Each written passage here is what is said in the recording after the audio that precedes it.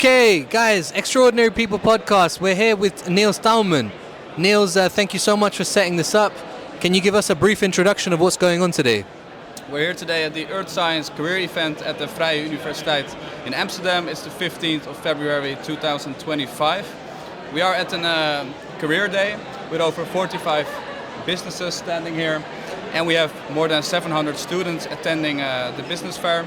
So yeah, a lot of chances for students to connect with the working field, and we hope to inspire the students. So, Niels, I think the question is that we're hearing all this scary news about budget cuts, about the stuff, possible closures of earth sciences. How do you react to this?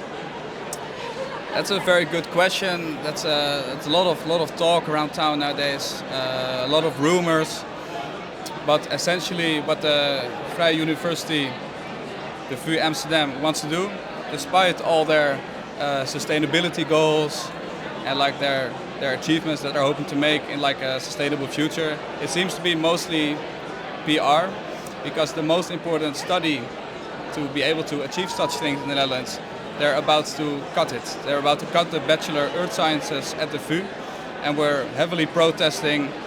We hope that it doesn't go through.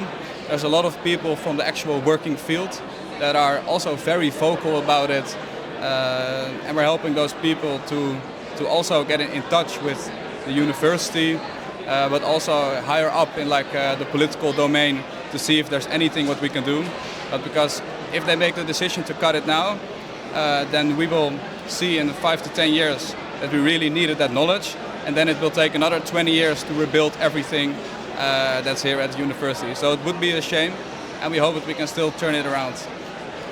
What kind of keywords are you hearing from companies that are looking for students at the moment? When you look at your own master's program, what are the kind of courses, what are the kind of skill sets that seem attractive to companies in a general sense? That's a good question. For me personally, I mostly walk up to companies that do a lot of data science or like GIS in general, remote sensing related stuff, because that's my specialty in my master's currently. So, but it seems to be there are a lot of career opportunities even at companies that don't have that as a full focus. A lot of companies make decisions based on data. So yeah.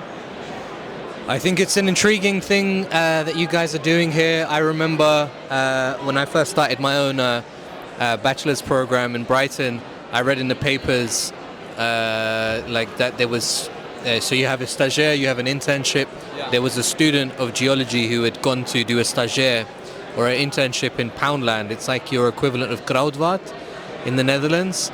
And she basically was getting unpaid work, and she was being told that this was just going to give her a reference. So we seem to have these boom and bust scenarios with people who are able to find work at the right time in this industry and not. And as you know, I'm obviously going to be trying to talk to other people to try and get their perspective, because whilst the future is bright for many, there are obviously stories where people unfortunately won't be able to use their degree in the way that they hope. So I don't know if you have any thoughts or comments about that. You sometimes hear people talk that in like earth sciences there's like a cyclical thing to it, that sometimes demand is low and then other times 5 years later demand is very high again. From companies that are here today, I know that some of them they pay like a pretty decent internship, but some they don't pay as well. Yeah, I'm not sure what the cause is of the market behaving like that.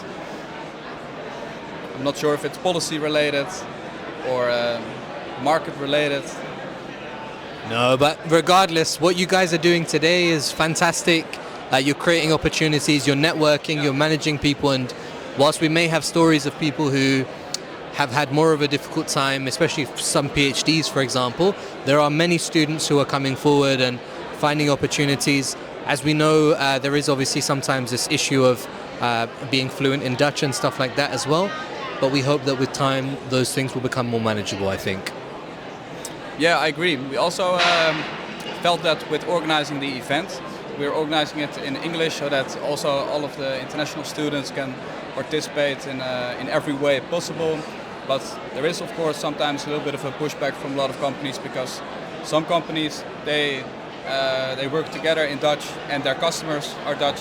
So in some cases it becomes difficult, but in technical roles there's always a lot of opportunity.